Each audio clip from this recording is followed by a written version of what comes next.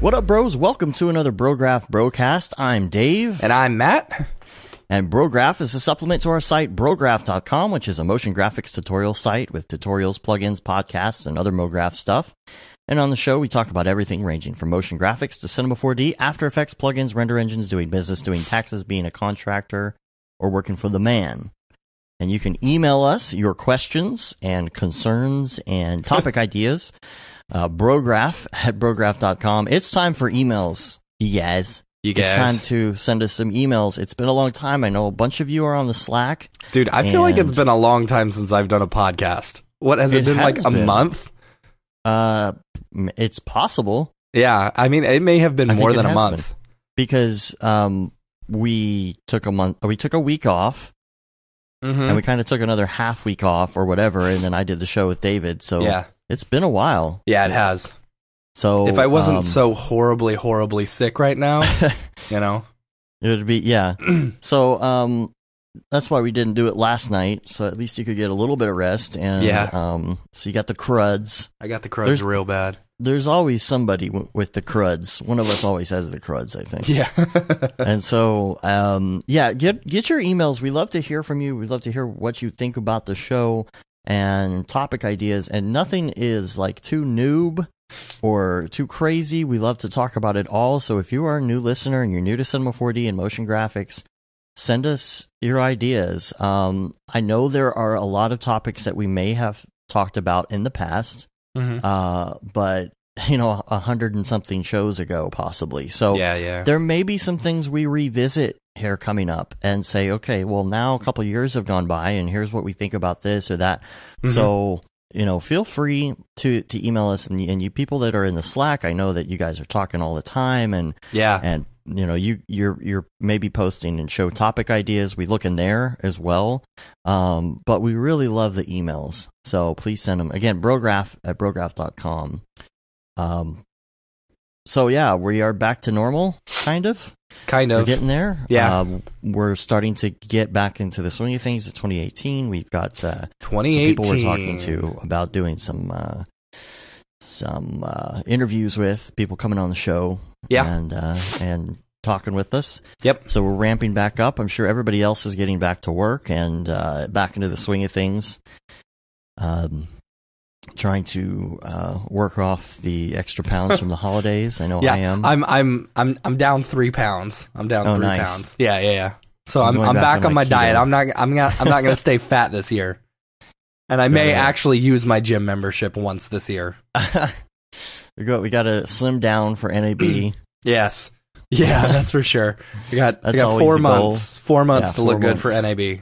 I'm back on the ketogenic diet starting today. That'll be fun. And so we're getting ready for NAB already. I saw an article that listed keto as the worst possible diet for you. No, not the worst possible diet for you, but it was like it was on the bottom of the list of diets for 2018. Yeah. It didn't necessarily mean it was bad, but I still think that it's like one of the best. I think it's all each to his own, like some people are better at doing other diets than, I've been pretty good. When I was a vegetarian, it was much easier to go back to the vegetarian diet, and versus, I don't know. So I'm sure you doing the keto stuff that's pretty easy. It's easy to go back to. It's easy to be on. That's the thing. It's easy to find stuff in a jam, and it's also the one that gives you the least amount of hunger once you get into ketosis. Yeah. But everybody's doing the Whole30 diet now. That's the new one. And then there's paleo, low carb. It's all kind of like the same thing, like eat less carbs. Yeah.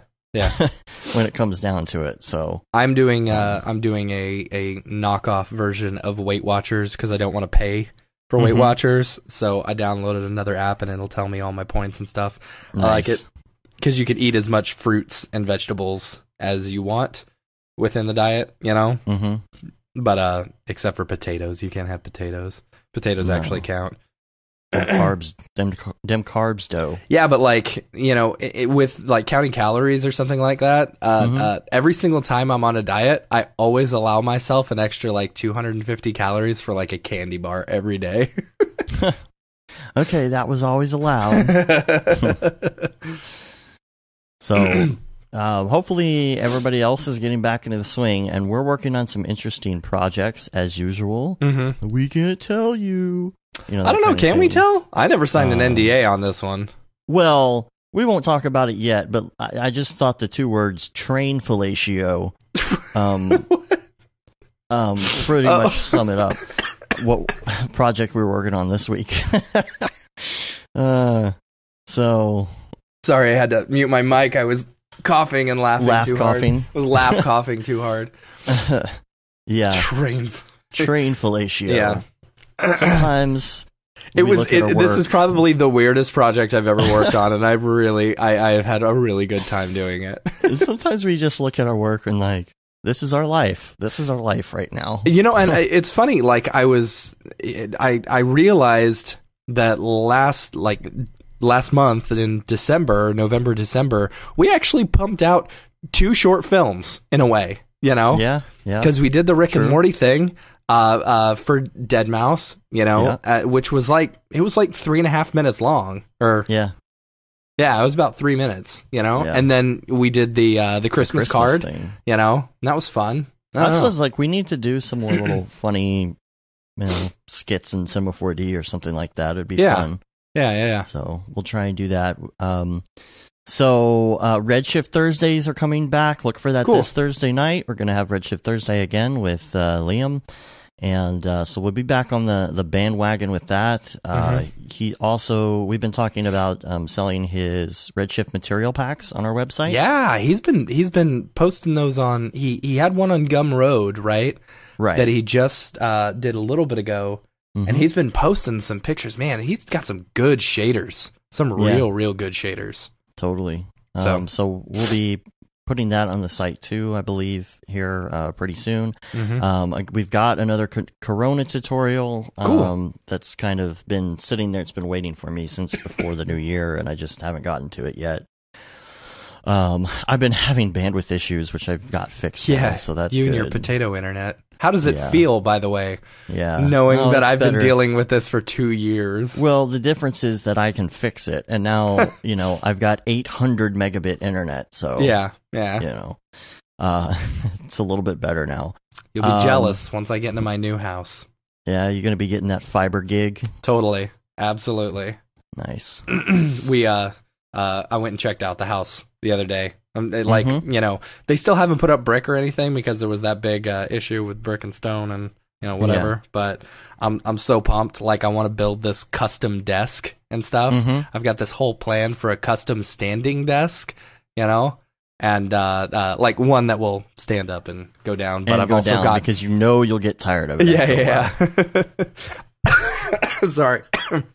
And then have a big giant 20-foot long adjustable standing desk. It'll be. I think it's actually 9 feet. 9 feet is what I'm looking at. But only the whole thing moves though. 6 of that, or maybe. Okay. I don't know. No, just the center part moves. And so, gotcha. I want on the right and the left side those ones to stay stationary. I just got to figure out how to do it, But it's cool because I'll actually have a couch in my office, and I keep making the joke with my wife I'm going to put an arcade machine in there. She's like, "No, you're not." I was like, "Yeah, I might." Build your own. Yeah, I know. I thought about that. Put a Raspberry Pi with everything in it. Yeah. Did I tell you for Christmas I got a Super Nintendo Classic? Yeah. Did I mention that on the show? That thing is amazing. That thing is amazing. It was the one thing I really wanted for Christmas, and Amy kind of came through. Why is it so much better than the original one? Don't you have the original one too? What, the original? Oh, the original the NES Classic? No, I don't have that one. I wanted that one. I thought you did. No, they discontinued making that one. Supposedly this year they're in the beginning of 2018 they're going to start making them again. I mean, you can still get them on eBay and stuff. Yeah, for $200. Who wants to pay $200 for one of those? Just pay $200 and get an actual NES. Yeah. Well, what I ordered is this Raspberry Pi version of it. It's it's a pre-made kit that has the that's the thing. I have I use this. I think it's called Icebox or something like that goes into my Steam which connects all of my my ROMs and stuff like that, and then I use my Steam Link in my bedroom so that I can actually play like, you know, old school NES and Super NES games on my TV. Right. You know, but I've found with like both with the Raspberry Pi and with this, there's a very slight lag, very, very tiny lag that the Super Nintendo Classic just does not have. Weird. Like it's so nice. Well, the version of this Raspberry Pi actually comes with the classic controllers.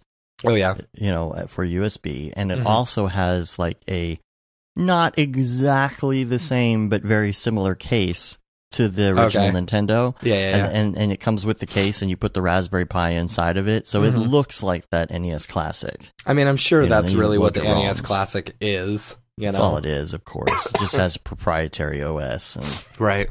You know, so I'll be working on that here shortly. But and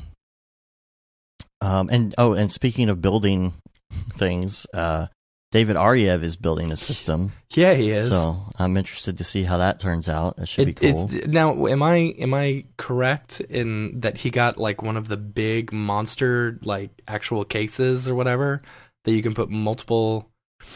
I don't know. I don't think it was that ginormous, but I don't know. He's putting 4 cards in it. Yeah, I don't know. I don't know what the motherboard can handle, but I know he's putting 4 1080 Ti's in it. Yeah. And so that should be good. So we're looking forward to... I want to see some build pictures. Hopefully he's taking some. I saw the picture of all his supplies. Yeah. The only thing is he had to go to like multiple vendors for the 1080s, so they're like different brands of 1080s. So I'll be interested to see like how those play together. Yeah. If there's any noticeable difference, or, you know... Yeah, and again, I've been trying to figure out what to do because I don't know. Like this Mac that I have, it's just, you know, it's old and dated. So I've been on Craigslist and eBay and stuff like that trying to figure out what's the best option on there. Whether I should get a new computer or not. I don't know. I've been looking at, you know, this old Mac here, and I still use it for so much, and I just... Yeah. You know, I use the PC most of the time now. 99% of the time. But when I sit back in front of the Mac, you know, sometimes I'm like, man, I love the OS. I just wish that the OS, there were a couple things that this Windows 10 would do. Yeah. It's just little things. It's like if you have a file in your web browser, or not your web browser, in your file explorer, and you say you want to open it in Photoshop, you can't drag the file down to the Photoshop icon and have it open. You know, it's things like that. You're like, oh, I have to go to Photoshop, then I have to do file open, then I have to navigate back to the folder. Yeah. You know, it's like there's some... And it sounds like nothing, but you do that all day, every day. It saves you, you know, how much time within a year, you know? Maybe an hour's worth of file dragging. Yeah. And it's little things like that kind of add up. That, you know, the ease of use of OS X is so much better, and I hope some of that stuff is fine-tuned. I really feel like Windows 11 or whatever they do come out with eventually needs to really, really have a better designed file explorer type deal, because it's just awful right now. Yeah. Have you heard some of the rumors about the 2080s? Yeah, we talked about them on the show last week. Okay.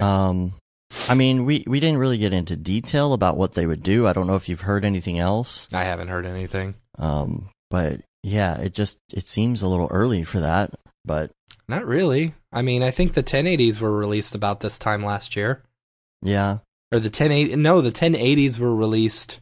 But do they always release every year? I didn't think that they did. Maybe. I don't know. I felt like we had 980s for quite a while before 1080s came out, but... Yeah, I don't know. So what else do we have? Oh, we're doing a lot of prep for NAB 2018. Yeah. There's a lot going on with that. We will be hanging out at the Maxon booth.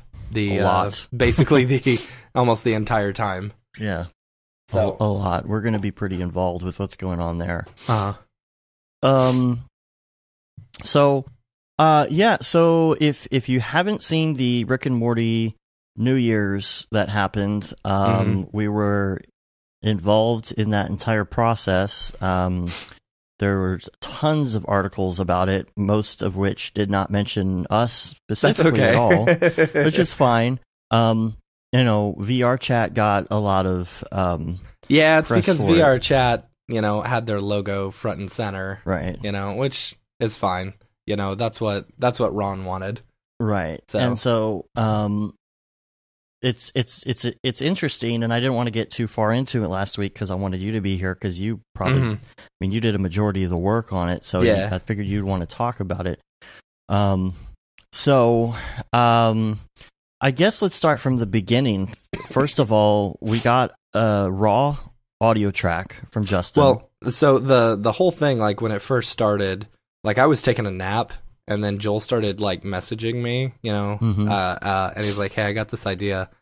And so like I was really excited about it. He told me about the idea, and he like was sending me screen grabs of the conversation he was having with Justin Roiland, and I was like, "Oh my gosh, like I'm one step away from Justin Roiland. That's really awesome, Right. And so they had to work out some stuff with Adult Swim. And so sure enough, a couple days later, they were able to work it out, and Justin recorded the voices for it, and it was very cool. Like actually getting raw Rick and Morty voices, and cutting that, and So I went through and I cut the whole thing, and should we play it? I think we should play it. All right. We'll play it right. Dave's going to edit it right here. Just a word of advice to everybody that the language is going to be super bad on this. So, super bad. Cover your ears. All right, Morty, are you happy? Disneyland. Rick, I don't think this is Disneyland. Huh? Yeah, no, I think you're right. Where are we, Rick? I'm not quite sure, Morty. Looks like a planet inhabited by shitheads who are worshipping a giant mouse. Oh, wait, never mind. It's just some other shithead wearing a mouse helmet. What's that beeping sound, Rick? Wow, that shithead up there really has it out for us. The last time I saw one of these, it leveled 18 city blocks. What? Do something! We gotta stop this thing, Rick! It's gonna kill us all! Alright, calm down, Morty. You distract the mouse. I've got this. Hey, you stupid mouse character! Lucky for us, that dumb fucking mouse has zero idea how to... Oh shit, wrong one. What do you mean, wrong one? I don't know, Morty. This thing should be disarmed by now. Oh, fuck. I think this is it, Morty. We're all gonna die. What? No! I'm too young! We gotta do something! Well, what do you want me to do, Morty? I can't figure out this crazy bomb. The stupid dumb mouse character wired it all wacky and wonked up, and I don't know how to fucking do it, Morty. Well, you gotta do it, Rick! Otherwise, the whole place is gonna be exploded! Well, what do you want me to do, Morty? You're the one that wanted to go to Disneyland so you could watch Tinkerbell fly across the thing.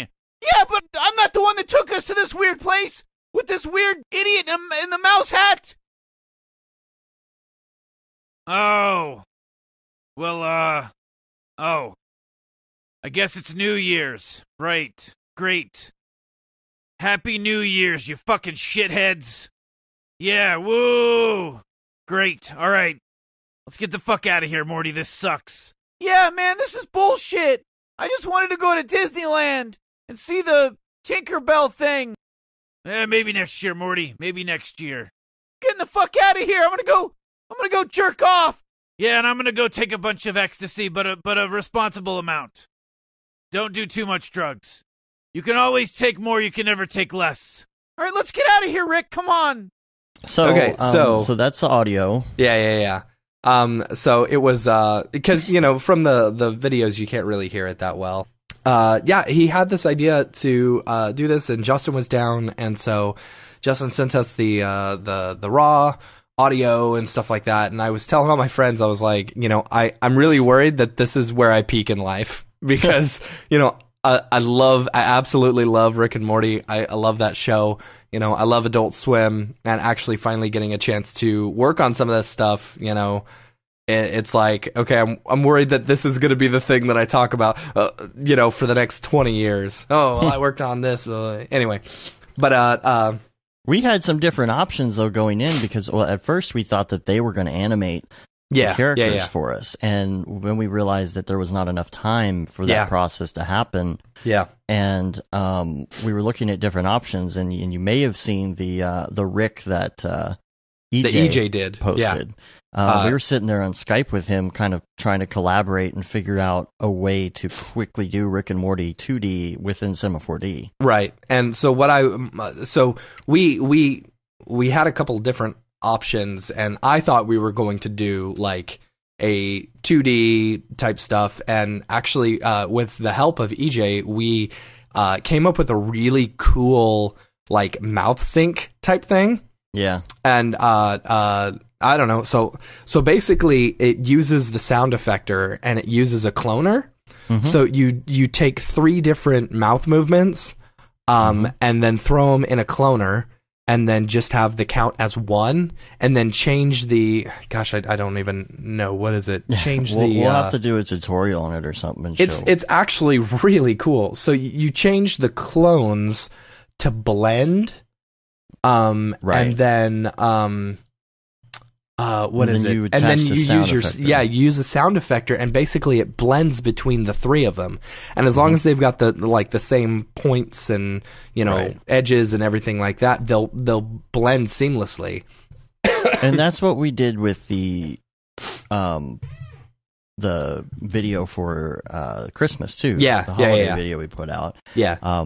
Yours was. Mine was slightly different. I did a rotation on the beard and a rotation on the mustache, you know, with the sound effector. But Dave, I think you used that, the 3 different mouth movements. Yeah. Yeah. Same thing. But I was doing, different little 2D mouth movements. And it's so great because then you just take your track and you put it in there and you're done animating the mouth. Yeah. Yeah. I mean, especially for something as simple as that, you don't need to worry about it, So anyway, we came up with the cool idea, and then Joel hit me up that day, and he's like, "So we got these guys from VR Chat who made like a 3D Rick and Morty, and so he introduced me to Ron Miller, who is I don't know what his official title is with VR Chat, but he's the creator of VR Chat, right? I think so, yeah. Like he plays a big part in VR Chat. We actually talked to him about being on the show, so apparently I didn't realize how big VR Chat is. Oh yeah! Like, have you seen this? That's getting big. Oh, what is it? Is it the Ugandan Knuckles meme? No. Oh my gosh! Well, I don't know. It is so ridiculous. Like it's my favorite meme right now. It's where Knuckles from Sonic and Knuckles. Yeah. Well, there's this really poorly drawn 3D Knuckles, and someone made him in 3D, and there's a whole bunch of people in VR Chat as this character going around. Do you know the way? Do you know the way? Do you know the way? It's so ridiculous. You do not know the way. There's some crazy stuff going on in VR Chat. Like, so we had we got a tour. Yes. From Ron, which is really cool. This is so crazy. This is why this is so crazy, because we, are going around this universe with the creator. Yeah. And so he has admin tools. Yeah. Where he can do things that most people can't. So he's showing us all this stuff he can do. And we're like running around all these different rooms. Yeah. Like gods, basically. In all dressed as Rick. Yeah. Which is funny because the Morty was available to use in VR Chat. I don't think at the time the Rick was yet. No, Rick was available. Oh no, yeah, you're right. Morty was available. Let's see, it was Morty, Mr. Meeseeks, and Mr. Poopy Butthole. They were all available, but Rick wasn't available. So we kept showing up in these rooms all as Rick. Yeah. And everybody's like, "Oh, it's the Council of Ricks." And so we got a cool tour because he knew like where the best rooms were, where the coolest things were. Like, this is the best like realistic room, and this is the best thing. And he took us to the Beeple contest winners room and showed us what people were doing. And There was also so the setup that they did for this. Oh, he also showed us this other podcasting room that one of the other guys was creating, and it's absolutely killer. So like it's this, and what's amazing about VR chat in there is you can set up like almost like a switcher, you know, where you're switching, you know, cameras and stuff like that, or That's if you're you playing can build clips. that. Yeah, you can build this stuff. But you have to be able. You have to know Unity in order to build your own rooms for this. But that's what's cool is you can, if you do know it, you can create your own content for this. Yeah. So I sent him an FBX of the cube. You know, the bomb that I made, and he along with another guy built this entire green screen studio. Yeah. You know, that we were able to then capture the video of him acting it out, you know? So, like, we probably spent 3 or 4 hours just in VR, you know, watching him act out all this stuff, you know? Right. And it was very, very cool. It was definitely a really unique experience. So they had the voiceover going through Ableton Live. Yeah. Into the character. And the mouth movements aren't just like, you know, what we were doing where there's different levels. It actually corresponds to like vowel sounds. And, like it's very accurate. Yeah, it was very, very cool. So like once Ron showed me that whole setup, I was like, okay, we are not 2D animating this. This is going to save us a ton of time. And I was worried about, you know, Rick and Morty looking 3D because they're not 3D, you know. Right. But on the other hand, I was looking at a bunch of their the Rick and Morty promos and stuff like that, and you know they've got some claymation ones and stuff. So it's like it's not too far of a stretch to like accept them as, you know, 3D and stuff like that. So this virtual room had that cube in it with, you know, you could do a black or a white cyc wall or a green. And then downstairs is a whole control room where you can see cameras. You know, you can put hideable monitors everywhere. So you can even adjust lighting. You can grab these whole lights and stuff like that. It was cool. It was very, very cool. And when we were discussing the blocking and discussing everything, we were all dressed up as Rick and Morty. So I wish we had footage of that. We're all sitting there having we had, I don't know, an hour and a half long like meeting in VR. We've never seen these people's faces in real life. We don't even know what they look like. Yeah. And I don't think they know what we look like unless they've seen something on the site. But like, you know, I'm like, God, I wish we had footage of this because we're a bunch of Rick and Mortys just hanging out and talking about Rick and Morty and like blocking the scene.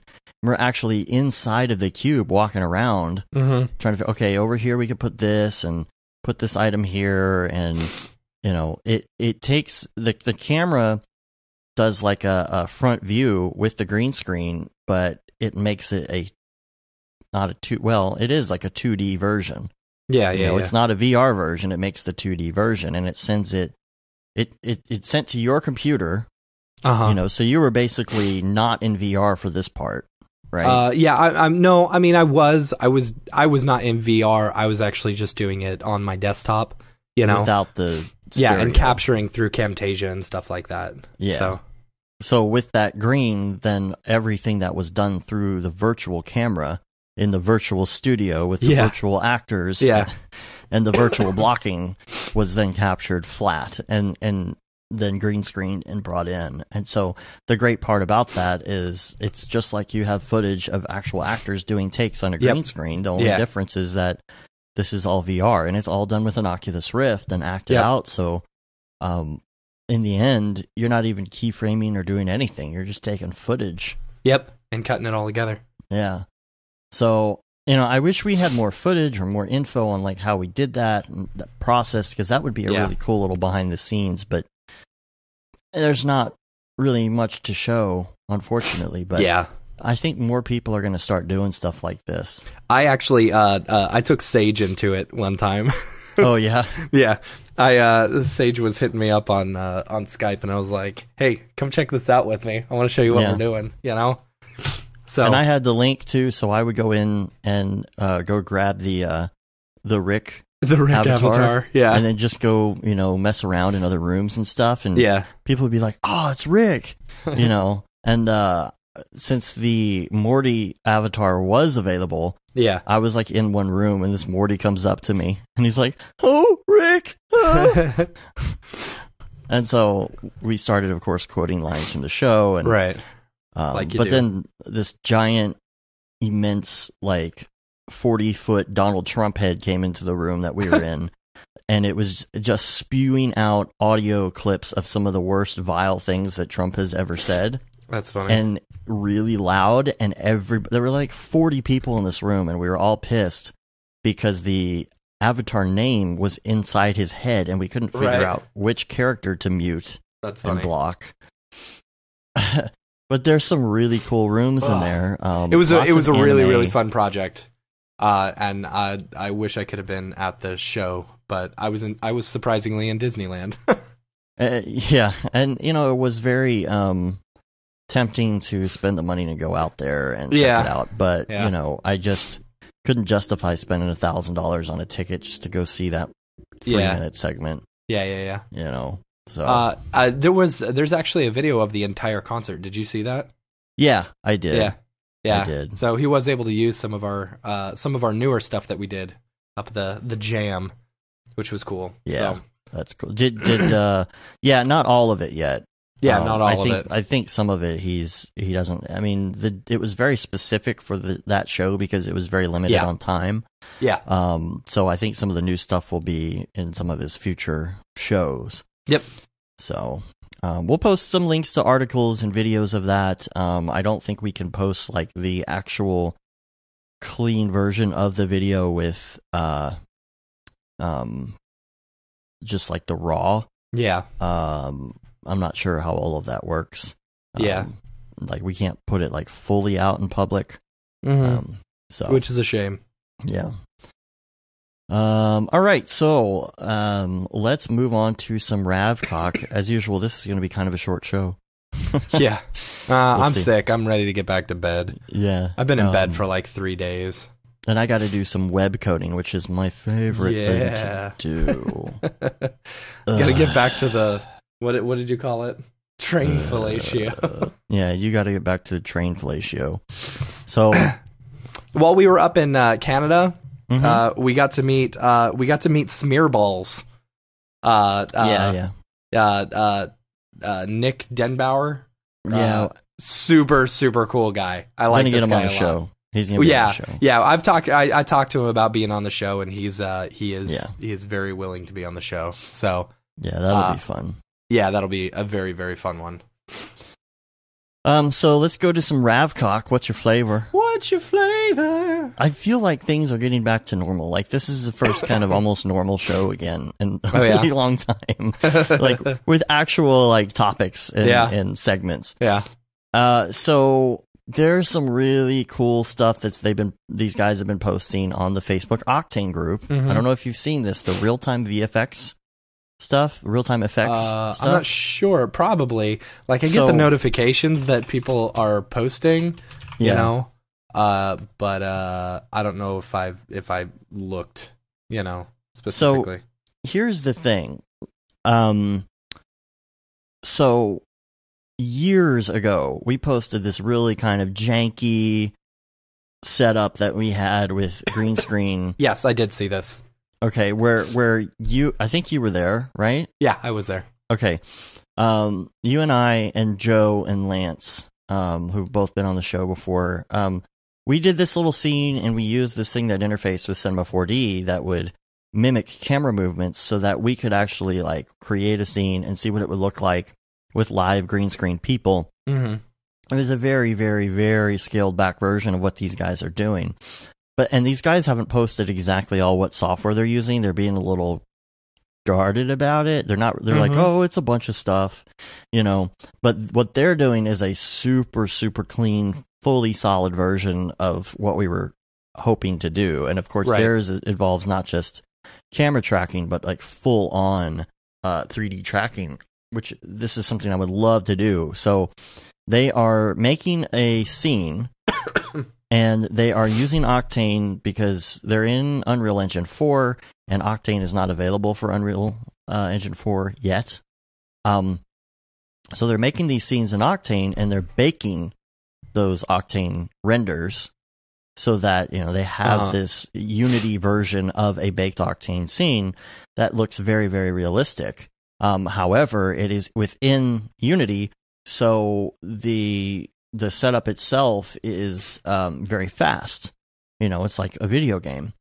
And so they're taking that and they're combining that with some sort of sensor, and I don't know what it is, but it's allowing them to move around in that scene within a green screen. And I don't know if it's like an Oculus Rift type thing or what it is, like using a similar sensor setup so that when they move the camera around in 3D space, it's corresponding inside of that Unreal Engine. And then they're taking that and they're putting actors on the green screen and keying it, and it lines up, and it looks like these people are like perfectly in the scene, in this Unity scene. And so it's like this real-time set stuff, which people have been doing for a really long time, but I think the way that they've been doing it, like virtual sets for television and reporting and stuff, they've been using, I think, cameras that are set up with XYZ coordinate information, like very highly specialized cameras. I think this is like using a regular camera. They're just using VR tracking type technology to do it. Yeah, probably. And the result is phenomenal. So if you're in the Facebook Octane group, you should really check this out. And then also I saw I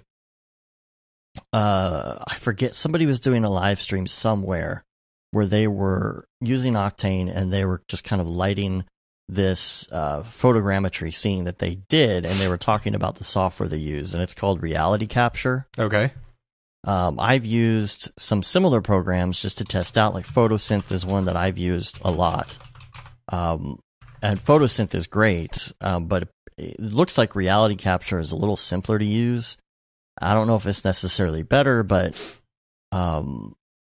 it does some pretty good looking photogrammetry based on pictures that you take. Now, this is not to be confused with Autodesk version. So this is capturingreality.com. Yeah. It's called Reality Capture, and it's not the Autodesk version. Autodesk makes a very similar thing, and it's called Recap. Yeah. Like Reality Capture, Recap. Yeah. So it's very confusing at first because you look up Reality Capture and then it says Autodesk and then it says Recap, and you're like, is Recap Reality Capture? I'm confused. Jeez, I'm looking at this and I'm like, oh, $100 Reality Capture promo. Oh, then the next tier is $7,500. And if you want the full-time license, it's like $15,000. And I understand people want to do a subscription model for their software, and I don't really like that. I mean, I would rather pay $600 for a piece of software for life than to pay than to pay $15,000. But I would rather pay the $600. Say, I feel like that's a sweet spot. I would pay $600 for that software. Instead of paying $50 or $100 a month, because I won't pay $100 a month for that. Yeah. And of course I'm not going to pay $15,000. I feel like that pushes people away. That pushes people toward, wanting to pirate as well. Yeah. It's like, offer me something a little bit better. I feel like people in our industry specifically, probably aren't going to pay $15,000 for that software. Yeah, probably not. They're going to find something else. Or they're going to pay for 1 month on a project-by-project basis. They're going to pay the $100.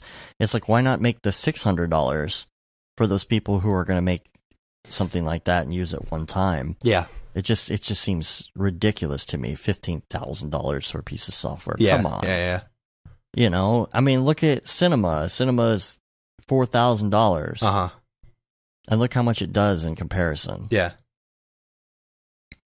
So, but it is very cool. There's a demo, but unfortunately, the demo won't export FBX or anything like that. Oh, really? So it's not like you can take the final and bring it into Cinema and see what it does.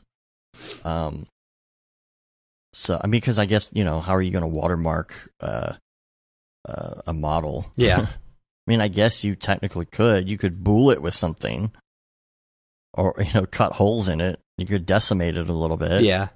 I mean, I don't know, but I wish they had some sort of way that you could, I don't know, like just try it so that you could at least take out at least a piece of an FBX and put it inside of Cinema and try it. So, okay, and I wanted to give an update on the whole Liam. Wait, hold on, let me see. This thing that Liam was talking about with Pixel Plow and all that. Yeah. So just in like the show topic stuff, I think he put some info because we were talking about this. So I just wanted to read this because this is a Redshift Pixel Plow thing. Redshift asked, this is what he wrote. Redshift asked Pixel Plow to no longer allow rendering with Redshift until an actual farm contract is put into place. That's fine. However, Panos took that backlash very personally and said Pixel Plow is lucky that Redshift did not sue them for breaking the EULA. Okay. Which I find interesting because I thought that it was legit. Thought that it was okay. I thought that that type of EULA was only between like Otoy and render farms. Yeah. And then he said, I then threw it in Panos' face that he was being a hypocrite because they just signed with Ranch Computing, who just this week announced, despite the lawsuit rulings, that Ranch is now carrying F-Storm. How can they agree to do business with a farm that is supporting illegal engines, yet, and let alone breaking the EULA of Octane? And that's true. Yeah, it is. A Ranch Computing carrying F-Storm, like, how are you even going to do that? Why would you do that? God, I hate Ranch Computing so much. And then the fact that they're doing Octane again, they're so I don't understand why Redshift would want to support, would want to have a deal with Ranch Computing and not Pixel Plow. Yeah, because Ranch Computing has just been shady. I think it's going to blow up in their face. Yeah, and so. That makes sense. He said, yet Pixel Plow is trying to remedy things, and Redshift has pretty much said F off. Panos then closed my threads on the Redshift forum. He said, I'm not banned. I can still comment and post, but anything that I've brought up has been locked. Beyond the forums, Panos and I have also gotten into a bit on the unofficial Slack about the whole thing. I threw some math at him. And he didn't like I threw some math at him that he didn't like, and he said I was threatening him. I know for the students and alumni of School of Motion, Pixel Plow is the #1 recommended farm for them. For the 80,000 plus followers of Grayscale Gorilla, they've been a huge advocate for Pixel Plow. If Redshift only gets 5% of the sum of School of Motion plus GSG, that's over 4,000 users, or over $2 million in licenses. Yeah, because for an engine that's really coming on hot lately, that's not a chunk of change to ignore. $2 million that may go elsewhere based on a pipeline compatibility farm. That may go elsewhere based on pipeline compatibility or farm access. So, I mean, it doesn't sound like Liam has done anything wrong. He's just bringing up these things, and they're, again, we've heard rumors of this before, that they're getting their feelings hurt over criticism. Yeah. It's not good because they're very up and coming. They're really they're building momentum. Redshift is building momentum, and like, why would you not listen? Like, especially the fact that I feel like with some of the things going on with Octane, way back, early last year when we were kind of getting discouraged with Otoy, right? Because of their lack of talking to consumers and artists, and them becoming popular because of that. Yeah, But then Otoy stepped up and said, "No, we're listening to you. We're going to be more active." you know, he's going to come on the show when all these new things come out, which we need to talk to him here pretty soon. Yeah. About some of the new releases and have more talks about the new features of 3.08 like and 3.09 and like it just seems to me that these Redshift guys like shouldn't get their feelings hurt, you know, respond to criticism as constructive criticism. It is constructive criticism. Don't, you know, pout and shut down threads and say no, you know, to the people that are like your number one pushers. Yeah. You know, especially the fact that Liam is doing so much on Redshift. Yeah, he's pushing Redshift really, really hard, you know, not just for us and himself and stuff like that, but he's doing the shaders and stuff like that. It's like live streams every week, and it's like, you know, people pushing your stuff. Like, don't get pissed at those people because they're just going to say, throw their hands up and say, okay, I'm done with Redshift. I'm going back to Octane. Yeah. Or screw that, I'm going to move to Arnold or something like that, you know? Right. Like, and Arnold it's GPU. It's not something that's new to me that I've heard, you know? And the thing is, I think Octane is going to be able to compete with Arnold GPU when it comes out. I don't feel like at this point, if Arnold GPU was out, if Redshift would be able to compete with that. Yeah. There's not enough people who have moved over to Redshift yet. I think, you know, if they're going to move over, or maybe like us, we're like, well, let's wait and see what Arnold GPU has to offer. Yeah. Like, I don't think they're in a very good position. They have to be in a position where they're going to be able to compete with Arnold GPU when it comes out, and to be kind of treating criticism and treating users, you know, like they're pissed at them if they bring up something. Right. You know, it makes you not want to bring anything up. It's like, oh, well, I found a flaw in such and such. Am I going to get yelled at for bringing it up? Right. Yeah. You know, or are you going to say, oh, thank you for bringing that up, I'm going to fix this. Right.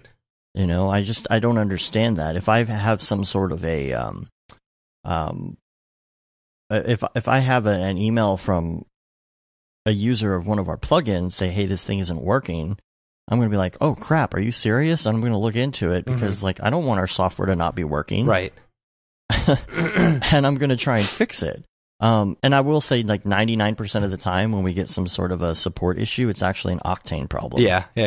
You know, or an Octane issue, or it's some sort of hardware issue or something like that. We rarely have an issue with our actual software. Yeah. You know, for example, we got an email from Michael Darlington, who said, I'm trying out a demo of Cinema 4D R19, and I had purchased Luminous for R18, and it worked well in R18, but not so much moving into the demo of R19. I lost the cone width, fall off texture controls, the light color controls, the temperature controls, and I'm wondering if there's a big problem with R19 or if anybody else is experiencing that issue. And I'm like, dude, we use our plugin on R19 on multiple platforms all the time. So we figured out it must be something about the demo of R19. Something breaks an espresso or something. And so I wrote back. I said, no, it works. But the thing is that I found out, and I immediately went to see, hey, is there a problem? Hey, can we correct this problem? Is it our issue? Is it a software issue with R19 or with Cinema? And that's the kind of thing you want to do if you're selling software. You know, I didn't come back to Mike and say, oh, well, you're doing it wrong. Yeah. And just say, see you later, and not give any feedback and not even investigate it, because our stuff couldn't be something that could possibly have a flaw in it. So I feel like, again, I'm beating this to death at this point, I think, but as far as customer support, you should listen to your customers and give them what they want. So there's another deal in our Ravcock segment here. Andre Kozlov actually sent us a link to Otoy's rejected lawsuit. Now, this is the problem: is that Moscow has actually rejected Otoy's lawsuit against F-Storm, and this is the problem between countries. I'm sure it has something to do with Trump, right? It's Putin. Yep. Putin's a big F-Storm fan, so he was just like, no, screw that. So there'll be a link to that if you want to check that out. There's more drama there. So I wanted to get on to a couple topics here, and then we'll do Beeple's People, and we'll be out. It's going to be short. It actually is going to be a short show. Yeah. Well, we're at 50 minutes now. Nah, we'll be all right. So, Mark said, what percentage of our job is troubleshooting things we've created versus creating things we will eventually have to troubleshoot? And it's interesting to think about, like, how much time do you spend troubleshooting? That's the sucky part of this industry, is sometimes you don't realize that you're going to come across things that are really going to throw a wrench into what you're doing. We've had multiple. It seems to me we've had multiple issues that kind of happen at the end of a project. Yeah, when you're trying to get something out.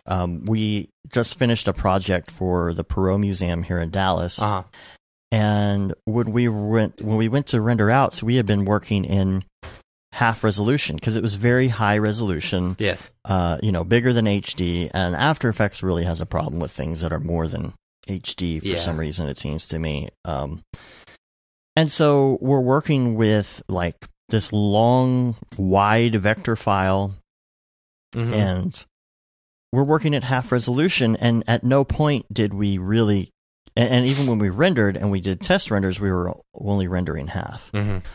Because it's just so freaking large that we were only going to do that for the final builds of this video. We go to do it, and then After Effects crashes.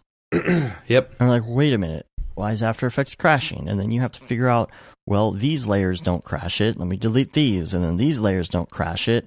And this one does. And then finally, like, narrow it down to like a long, wide line vector file. That's all it is. Yeah. And it's like, well, why doesn't After Effects render this without crashing? And not on anything, on a PC, on a Mac, on my machine, on your machine. It crashed everywhere. Yeah.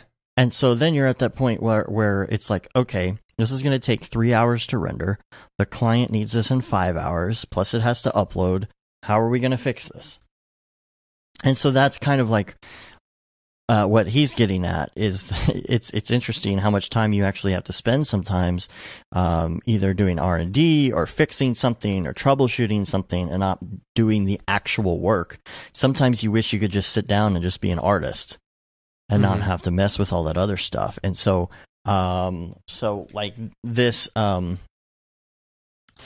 whole situation we were in, I had to come up with a Band-Aid. Which was to take that one individual line, animate the whole thing at half res, scale it up 200%, let it be very, very slightly grainy, or not grainy, but like jaggedy, because it was blown up 200%, and then bring that back into the original. There's no solution. There was no solution, because you look at the crash logs, the error logs, it's like, this is what's causing it, but there's no solution. It like shouldn't be doing that, and you're not going to wait around and try and call up Adobe and have them do a fix for you or wait for a patch.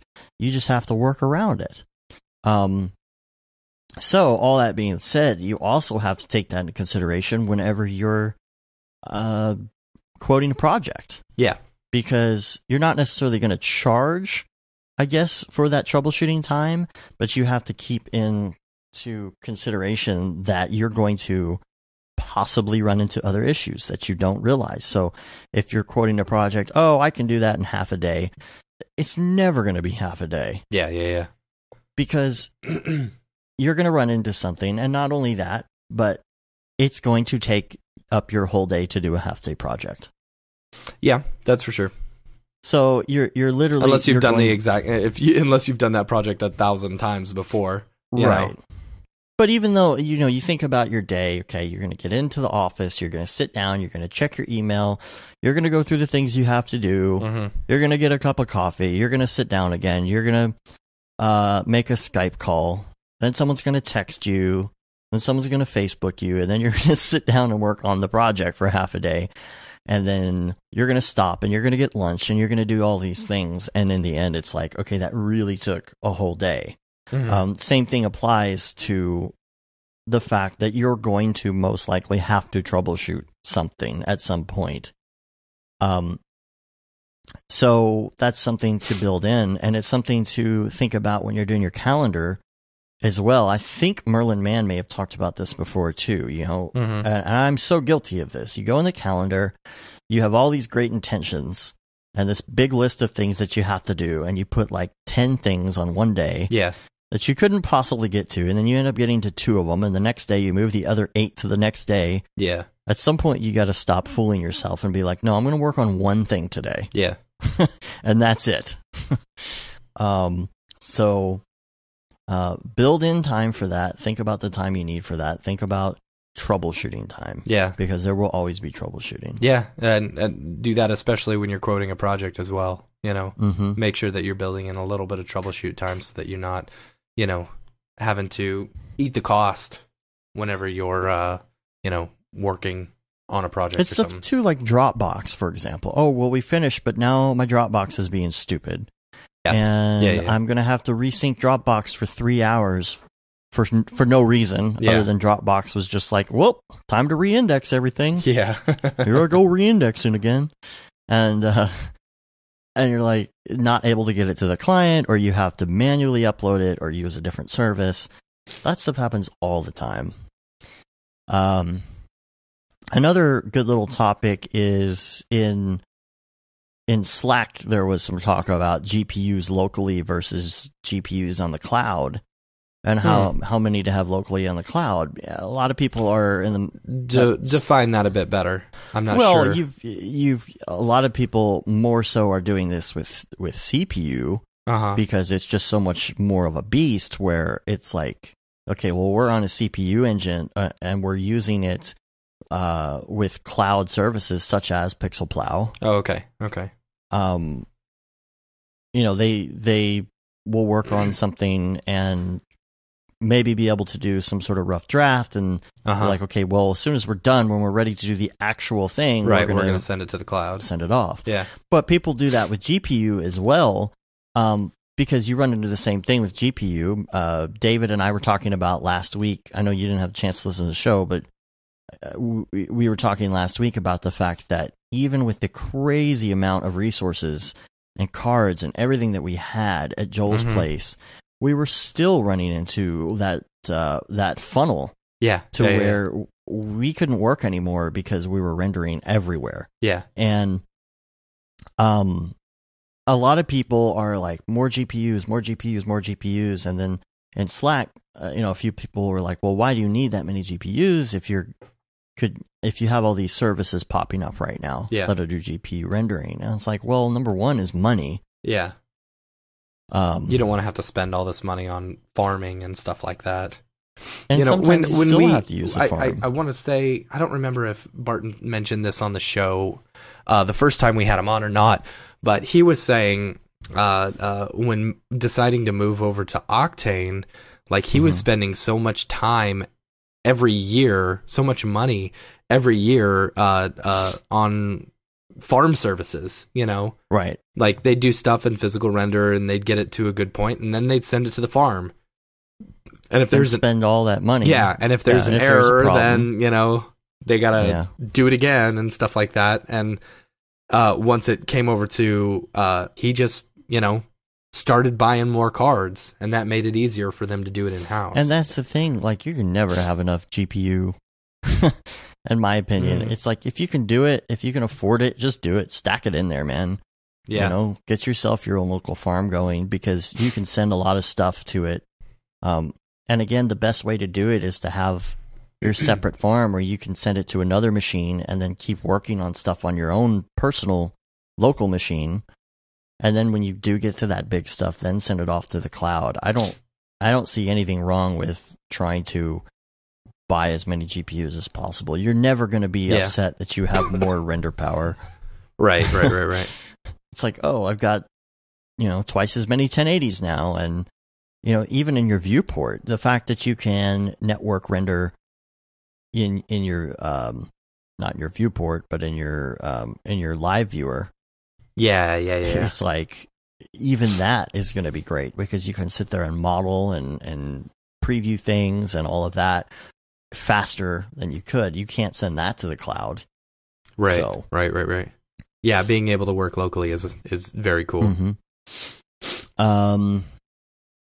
Let's see. So in the other category, I saw this link going around. A couple people posted this, and this is on the Maxon YouTube channel. They posted something in their tips section, tip number 178, what a breakdown keyframe is and what you can do with it. Mm-hmm. And I didn't really know anything about breakdown keyframes, so what are breakdown keyframes? You'll just have to watch and see. Okay. Well, I'm watching it. There we go. So that's a good link, so go check that out. Maybe we'll talk about that on the show sometime. But guess what it's time for? People, where is the people? People, what's up with that guy? So, we haven't done this in a while, either because we've been kind of flying by the seat of our pants or we just ran out of time. So Did you happen to see his post that he said about like the new year and stuff like that? I did not.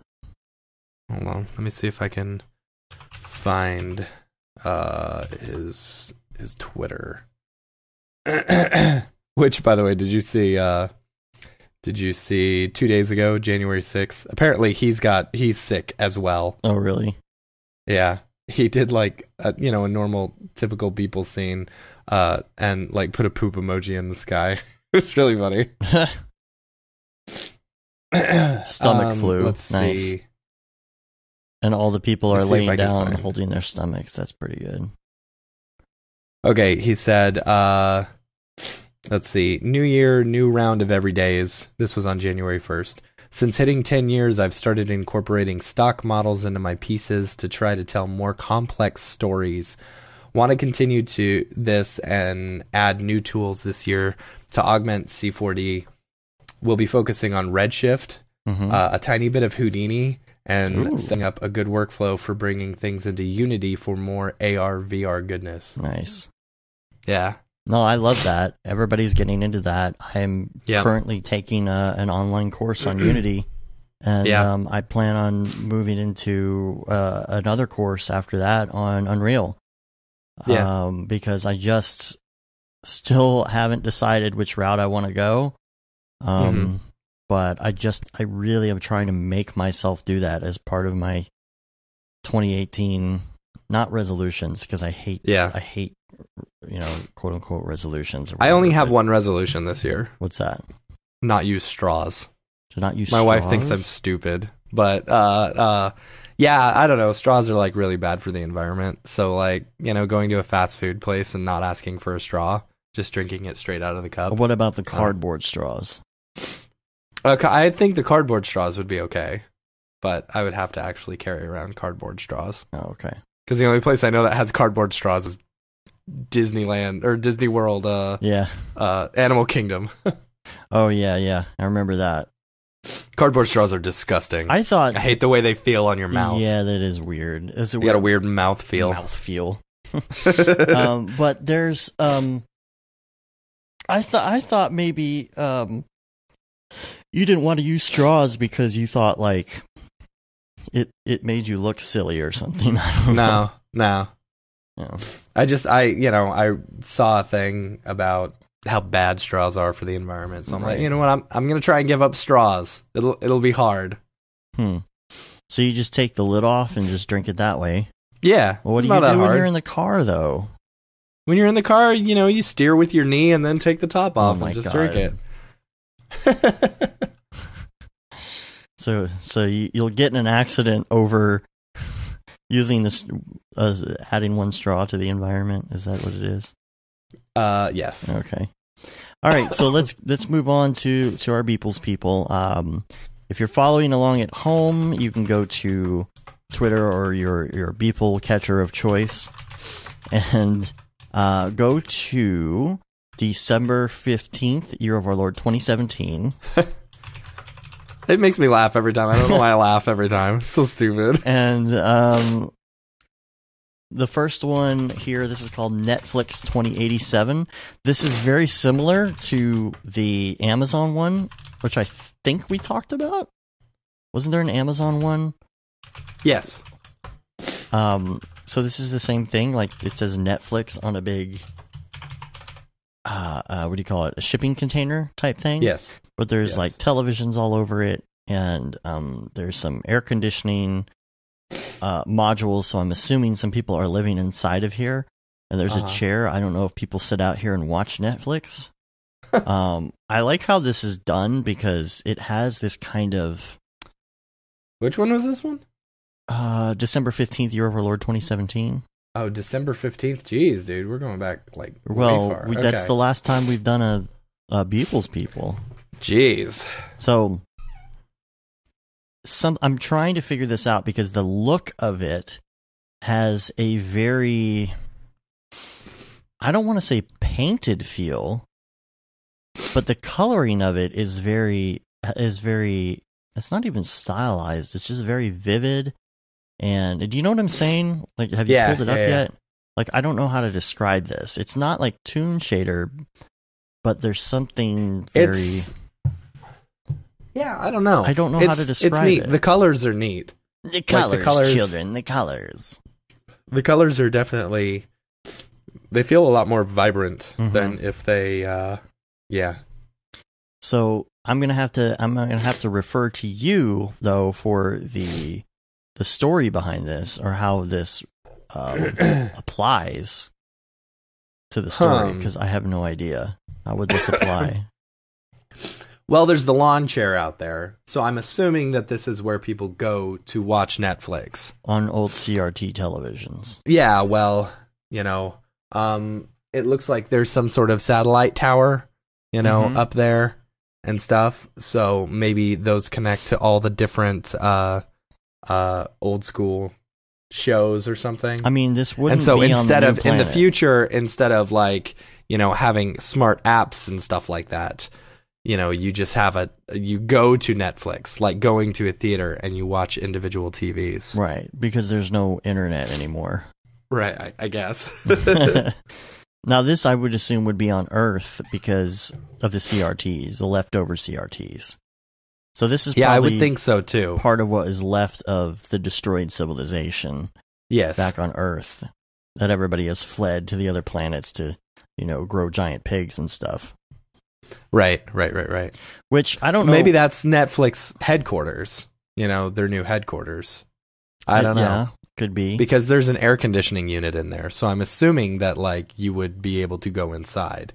Which you know the whole narrative with our you know, mini Beeples people, I think it fits because he's got these giant animals, and the whole thing is they're really not. It's not that they're giant animals. It's that the people are small. Yeah. So, I mean, it really makes sense to conserve. It's like what's that movie that just came out with Matt Damon? Oh gosh, what was that? You know, Downsizing or something? So they did that. Has the movie come out yet? I think so. Okay. But like for space travel, everybody is really small. Yeah. So they to conserve, so they made everybody small, but then they can like bring in these giant pigs from Earth that are normal size, but to them they're huge, and then they have a ridiculous amount of food for a long time. So I don't know. Yeah. Let's see. Let's go to December 22nd. Okay. This is the best title ever. Where are we at? December 22nd. Oh, speaking of which, giant pig eating cars on Christmas morning with really tired dude looking at mud thinking about porgs. That's the title. Yeah. So again, I think what's going on here is that these are the mini Beeple's people. Right. That's a giant pig. Now, usually the pig is like sedated and in chains or has some sort of device hooked up. Right. But this pig has overturned a bunch of cars, and I'm surprised it hasn't knocked over the Christmas tree or trampled these houses. Right. Or tripped that's on true. the power lines. Right. I think one of these got loose. However, it seems to me that the person walking here in the scene is very much not concerned with the giant pig right to his right. Right. You think he would be more concerned about that. Right. Of course, maybe that's his pet. Yeah, but how would you not get trampled? I don't know. Weird. Unless it's remote controlled. I don't know. But I love the look of this. I like the fact that he incorporated the Christmas tree. Yeah. The 22nd. So I don't know. Is that one on the list? Which one? No, he didn't do Christmas, or we didn't put Christmas in here. Which one was No. Christmas? Christmas was negative two. But all right, so let's move to December 24th, because I thought this was really interesting, and Yeah, I like this one. it's called Xmas AF. And it's a bunch of Santas fighting. And the first thing I thought was, okay, well, he got a model of Santa, but he must have posed these guys, right? Yeah. I mean, I would think so. unless you can go to Turbo Squid and actually type in Santa fighting, which I doubt. Nah. And my question on this was, is this a completely separate Christmas universe thing, or you know, does this incorporate into the existing narrative? I think this is a whole different thing. I'm not going to try and add this into my narrative. I mean, unless this is like, I don't know, unless this is just a bunch of people dressing up like Santa for a party and getting in a fight. Yeah, maybe. But What's with, do you notice do you see the skin poking through? yeah, I noticed that. Yeah, come on, people. What the heck, dude? Yeah, well, maybe he tore his Santa suit. Okay, See? we'll do that. We'll Yeah, say that. Yeah, that's it. See?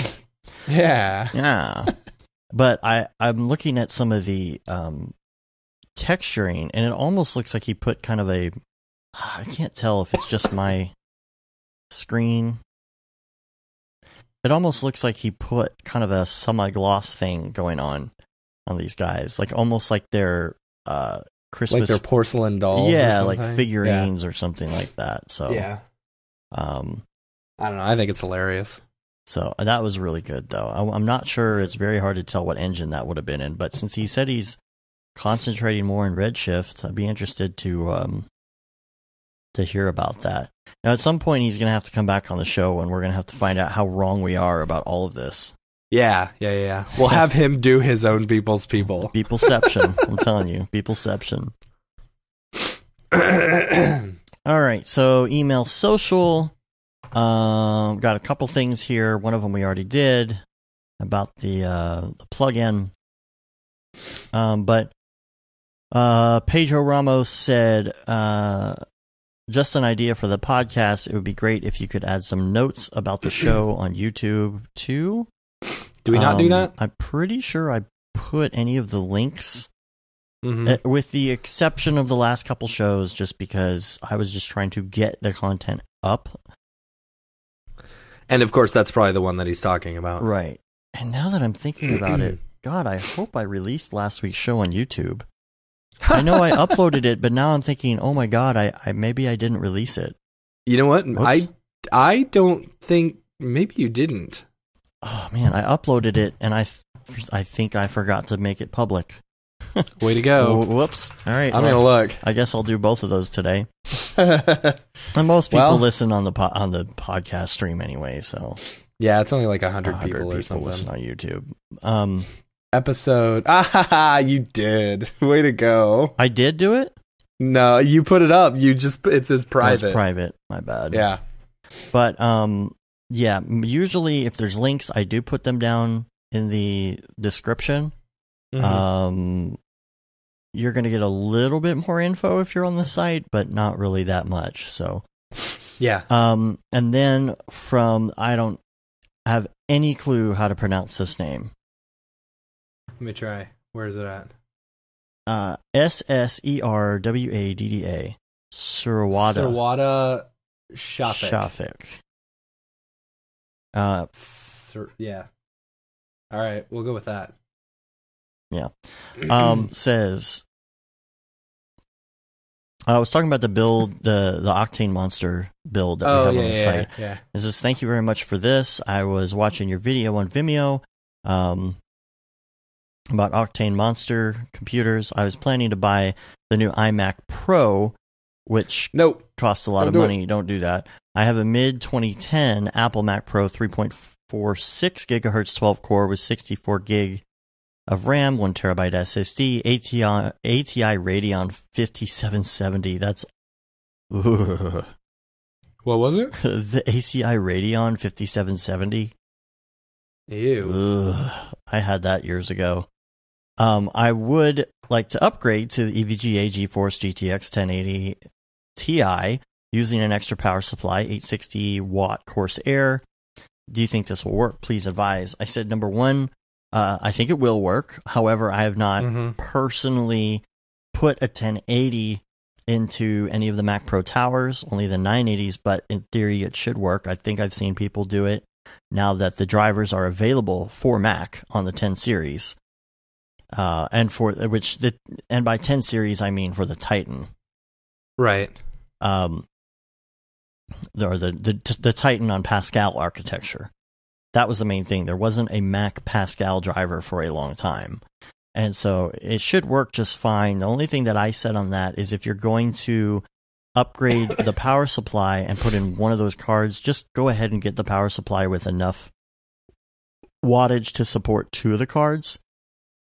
And it's mainly not even that. It's to make sure you have the right connectors coming off the power supply so that you could put 2 cards in there potentially, because let's just face it, you get the 1080 in there, you start using it, and then you get into Octane for a while, and you're like, man, if I had another one of these cards for $600 or $700, I could have twice the speed. Yes, please. So think ahead on that when you're doing that. Even if you can't buy the card right now, when you're building stuff like that, it really is nice to have the ability to expand. So yeah. And Robert Salazar says, hey y'all, my name is Robert, and I've started getting a handle on Cinema 4D. I live in Fort Worth, and so it's really cool to see a local MoGraph group.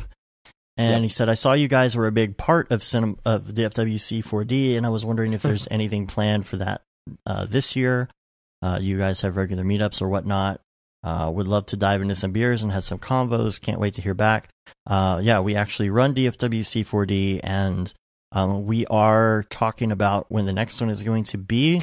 Back in like November, of course, we're like, totally February. But I could see it being closer to March at this point. We might still be able to do February.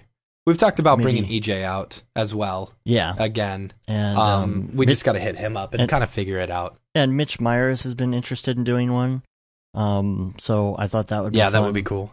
And we want to do that, and we're still working on the details. We'd have to figure out the venue and the people and the flights and all of that. So we will start thinking about that pretty soon. So if you're near DFW, just keep a lookout for that. And if you're not on the list, go to dfwc4d.com and sign up for the mailing list, because if you're on there, then you're going to find out when all of the events are. Yep. That covers it. Sweet. That covers it. See, that wasn't too bad. No. Hour 20 almost. Yeah, something like that. So I was rewatching Westworld with Amy. Oh, really? This past weekend. Mm-hmm. And after the second time watching it, I like it so much better. Really? Yeah, I wasn't a big fan of the ending, Right. But I like it so much more now that I knew what was going on throughout the entire series. I went back and watched the first few episodes. I haven't gone much further yet. It's good. I'm really excited about a new season. Yeah. Yeah. So we've been trying to find a new show. We watched the first episode of True Detective last night, season 1. And, really? Yeah. Well, I haven't seen it, but it's like it was I very didn't know slow. You haven't seen that. Yeah, it's okay. All right. First episode, definitely awesome, phenomenal. You should watch it. Of True Detective. Of True Detective. Gosh, we were so bored. No, get through a couple so episodes. I know, but it is so good. It gets so good. That may be one of those shows that I'll have to watch myself. But here's the thing. You get to the end of that, and that's it. Don't do season 2. Yeah, that's what I hear. It wraps itself up. It's good as in a standalone season 1 for what it is. Season 2 is a completely different story with different characters. Don't even bother. Yeah. I also binge watched this new show on Netflix called, what is it? It's The End of the Effing World or something like that. I haven't heard of that one. It's about these two kids, this boy and this girl. The boy who he thinks he's a psychopath, and this girl who's just kind of weird too. And so he's killed like animals and stuff like that, and has done weird stuff, but he wants to know what it's like to kill a person. So he's hanging out with this girl who kind of likes him, because he wants to kill her, but he's just waiting for the right time. I don't know. It's really weird. It is very weird, but it was, I don't know. It was kind of a cute show. I mean, as you know, it's like a Romeo and Juliet for the Prozac community. I've caught a couple of I can't even remember the name of the show. I've just caught bits and pieces of this show on Netflix where the guy is analyzing serial killers. Oh, yeah. It takes place like they're coining the term serial killer, and he's talking to this dude who's like pretty other than his serial killing, he's very straight, and like a normal person. Yeah. So he's trying to get into his mind. I was very in and out of sleep watching it, so I did you see the Orville got a season renewal? Oh, good. They're doing season 2. I love that show. Which also, have you seen the first episode of the new Black Mirror? No, I haven't. I've only watched a couple episodes of that show in general. Really? But I did see that there was one that is like a spin-off of Star Trek, almost like Orville. Yeah. And it is messed up, but so good. Really? Yeah, I need to check that out. What's the name of the guy in Parks and Rec who's like he's like the super health nut guy? Rob Lowe? Rob Lowe. Yeah. He's actually in an episode of Orville. Oh, really? Yeah, he's an alien. Like, so he's all in the makeup and everything. That's funny. Man, if you haven't watched Orville, you've got to watch it. It is so good. Maybe I'll go binge it while I'm resting. Yeah, once we're over here, once we're done here, I'm going back to bed. Once you get through a few episodes of Orville, you'll be like, "Wow, this is actually like it's almost entertaining for just it being a space show." It's like watching new episodes of The Next Generation almost. Yeah. And not even for the comedy value. The comedy value is kind of the bonus. Yeah. Don't go into it expecting that it's like the funniest thing in the world ever. Yeah. But it is funny, but it's not just because of that. It's because they do a really, really good job. Yeah. So, all right. Cool. Well, we're going to get out of here. You can rate us on iTunes, leave a review. You can also subscribe to the show in your podcatcher of choice if you're not already subscribed. Do we have any just new watching reviews? On YouTube and stuff like that. We got that 3-star review. Nah. You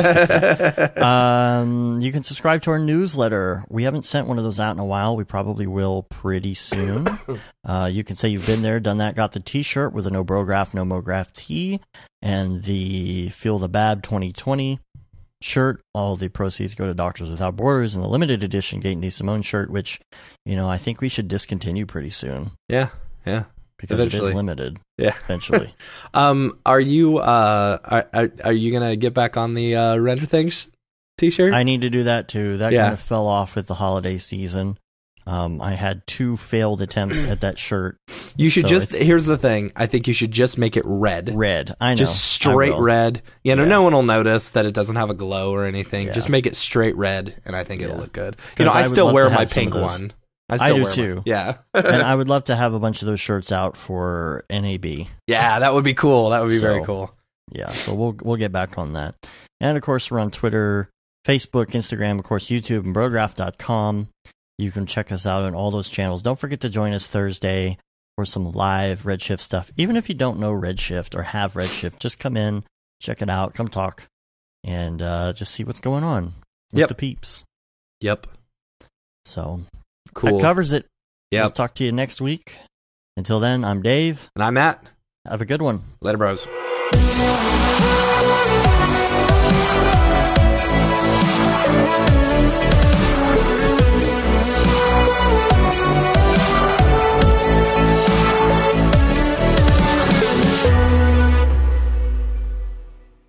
Pretty good, I guess.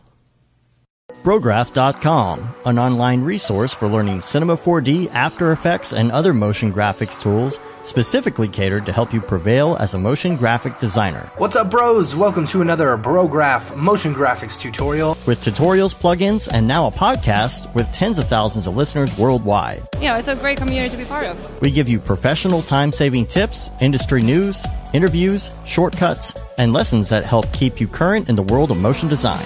Join HDR Studio, take the render settings, pick the HDR, put in a reflection, and gorgeous. I love projects that scare me. When our art director comes to us and asks for something that I had never done before, man, it gets me pumped. Our weekly long-form podcast will give you the latest news, help you in your file management, hardware configuration, and client relations. Learn about the latest render engines, modeling techniques, and workflow integration while staying entertained. Real nice banana. Ah, that's so funny. All right. I'm going to live forever.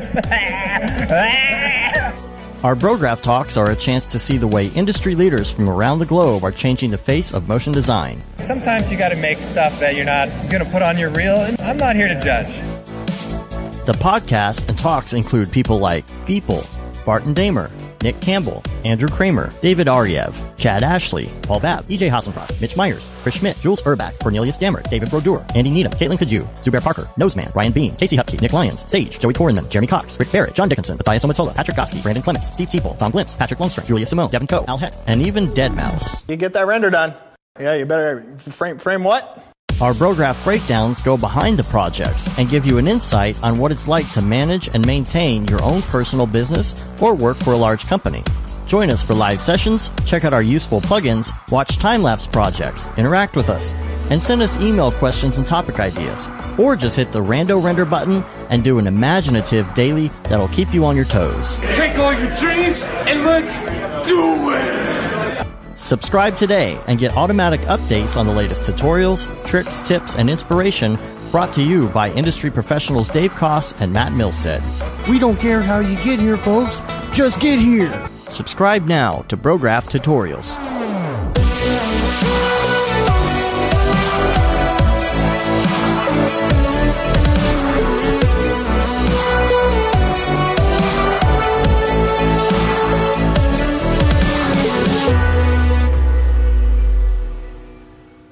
It's pretty good, I guess.